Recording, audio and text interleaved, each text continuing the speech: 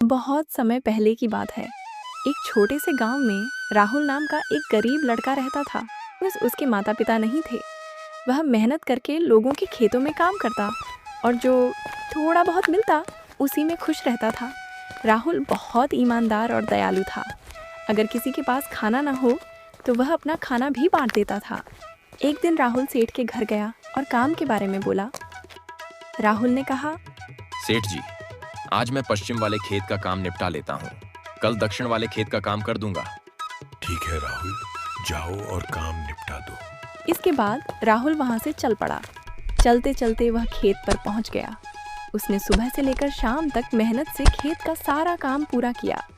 जब शाम हो गई तो राहुल अपने घर लौटने लगा।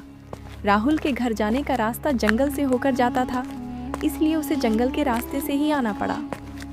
राहुल जब काम निपटाकर अपने घर की ओर जा रहा था, तभी रास्ते में उसे एक तालाब दिखाई दिया। तालाब के भीतर से आवाज आ रही थी, बचाओ, बचाओ, मुझे बचाओ। राहुल ये आवाज सुनकर रुक गया और तालाब के पास पहुंचा। उसने ध्यान से तालाब की ओर देखा, लेकिन उसे वहां कोई दिखाई नहीं दिया। आश्चर्य की बात यह थी कि तालाब से केवल आवाज ही आ रही थी। फिर भी तालाब के भीतर से बार बार वही पुकार सुनाई दे रही थी, बचाओ, बचाओ, मुझे बचाओ। राहुल थोड़ा घबरा गया, लेकिन उसने हिम्मत नहीं हारी। वह सोचने लगा कि यह आवाज आखिर किसकी है और तालाब के भीतर कौन मदद मांग रहा है। राहुल बोला, हे तालाब में रहने वाले जीव, आप कौन हैं और मैं आपकी किस प्रकार सहायता कर सकता हूँ? कृपया मुझे बताइए। तालाब में से एक व्यक्ति बाहर आया, जो देखने में राजा जैसा लग रहा था। मैं तुम्हारे पड़ोसी राज्य का राजा हूँ। तुमने मेरी पुकार सुनकर यहाँ रुक गए। तुम्हारा बहुत बहुत धन्यवाद। कृपया मुझे इस तालाब से मुक्त कराओ। पर मैं आपको इस तालाब से कैसे आजाद करूं? कृपया मुझे बताइए। और वहाँ गांव में सेठ इंतजार कर रहे थे कि राहुल अब तक क्यों नहीं आया। राजा ने राहुल से कहा, राहुल, तुम कल सुबह आना। मैं तुम्हें बताऊंगा कि मुझे कैसे आजाद करना है। राजा जी, मुझे कल सुबह सेठ जी के खेत में काम करने जाना है। ठीक है, कल सुबह तुम मेरे पास आना। तुम्हारा खेत का काम हो जाएगा। अगली सुबह राहुल ने सेठ जी से कहा कि मैं खेत पर जा रहा हूँ, लेकिन खेत की बजाय वह तालाब के पास पहुँच गया। तालाब पर पहुँचते ही राजा जी बाहर आए और राहुल से बोले, मेरे साथ चलो राहुल। राजा जी राहुल को अपने साथ तालाब के नीचे ले गए। जब वे वहां पहुंचे तो उन्होंने एक भयानक दानव देखा। राहुल ये देखकर डर गया और उसने राजा जी से पूछा, राजा जी, यह कौन है? राहुल, यही वह दानव है। इस दानव का नाम महाबल है, जिसने मुझे इस तालाब के भीतर कैद कर रखा है। जब तक यह जीवित है, मैं आजाद नहीं हो सकता। इसे मारना होगा। राजा जी, आप तो स्वयं बहुत शक्तिशाली हैं, फिर आपने इसे पहले क्यों नहीं मारा? राहुल, जो व्यक्ति किसी दानव के नियंत्रण में आ जाता है, वह उसे स्वयं नहीं मार सकता। इस दानव को केवल कोई बाहरी व्यक्ति ही मार सकता है।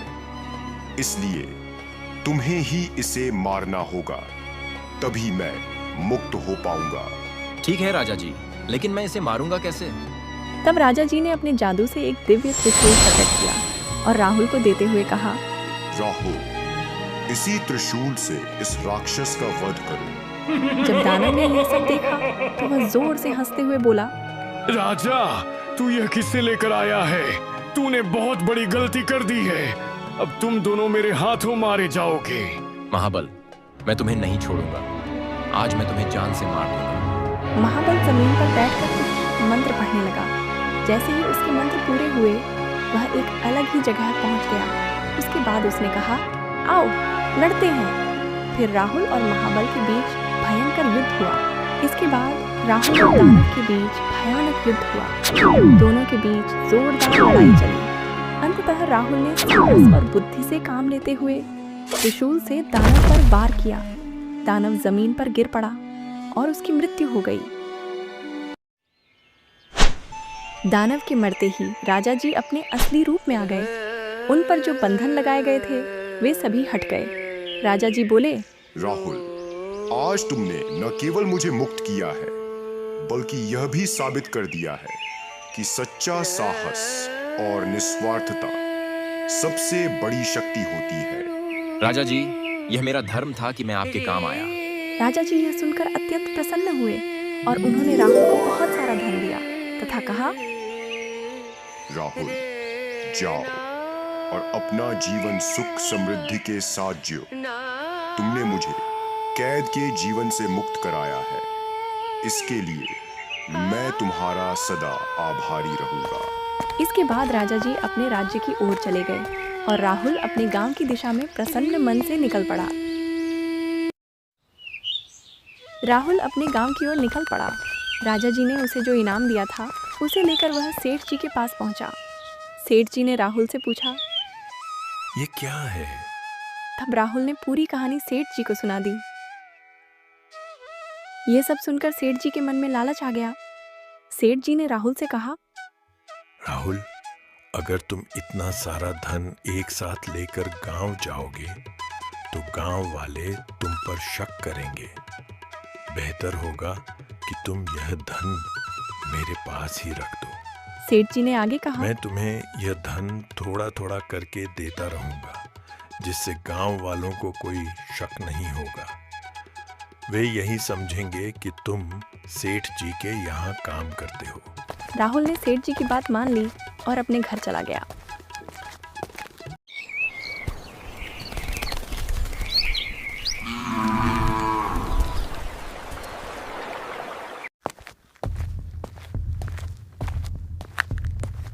अगले दिन राहुल फिर से सेठ जी के पास आया और उनसे कहा, सेठ जी, मुझे थोड़ा धन दे दीजिए, मुझे कुछ काम है। कौन सा धन राहुल? मेरे पास तुम्हारा कोई भी धन नहीं है। यह सुनकर राहुल के पैरों के नीचे से जमीन खिसक गई। वह घबराकर बोला, सेठ जी, मैंने जो सारा धन आपको दिया था, मैं वही तो मांग रहा हूँ। कौन सा धन? मेरे पास तुम्हारा कोई धन नहीं है। ठीक है सेठ जी, अब मैं राजा जी के पास जाऊंगा और आपकी शिकायत करूंगा।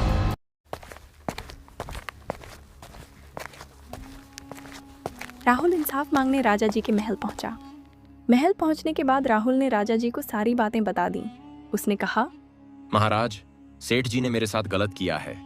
मुझे जो धन मिला था वह उन्होंने अपने पास रख लिया। राहुल की बात सुनकर राजा जी ने अपने सेनापति को आदेश दिया, जाओ और सेठ को यहाँ लेकर आओ। कुछ समय बाद सेठ राजा जी के सामने उपस्थित हुआ। राजा जी ने सेठ से पूछा, सेठ जी, क्या राहुल जो कह रहा है वह सही है? नहीं महाराज, राहुल ने आपसे जो भी कहा है वह झूठ है। मेरे पास राहुल का कोई भी धन नहीं है। इसके बाद राजा जी ने राहुल से पूछा, क्या तुम्हारे पास अपनी बात साबित करने का कोई सबूत है? महाराज, तालाब में कैद हुए राजा ही मेरा सबूत है। उन्हीं ने मुझे धन दिया था। राजा जी ने कहा, ठीक है, तुम उस राजा को मेरे पास लेकर आओ। अगर वह यह गवाही दे देंगे कि उन्होंने ही तुम्हें धन दिया था, तो मैं तुम्हारी बात पर विश्वास कर लूंगा। ठीक है महाराज, मैं पूरी कोशिश करूंगा कि वह राजा मुझे दोबारा मिल जाए। इसके बाद राहुल जंगल की ओर चला गया और उस राजा की खोज में निकल पड़ा।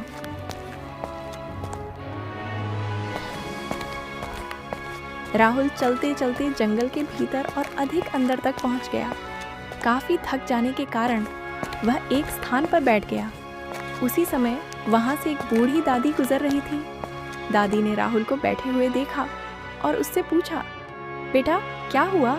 राहुल ने अपने साथ जो जो हुआ था वह सब दादी को विस्तार से बता दिया। दादी ने राहुल से कहा, बेटा, तुम इस जंगल के और भीतर जाओ। वहाँ एक साधु बाबा रहते हैं, वे तुम्हारी मदद करेंगे। राहुल दादी की बात मानकर साधु बाबा के पास पहुंचा। राहुल ने साधु बाबा से अपनी पूरी बात कही।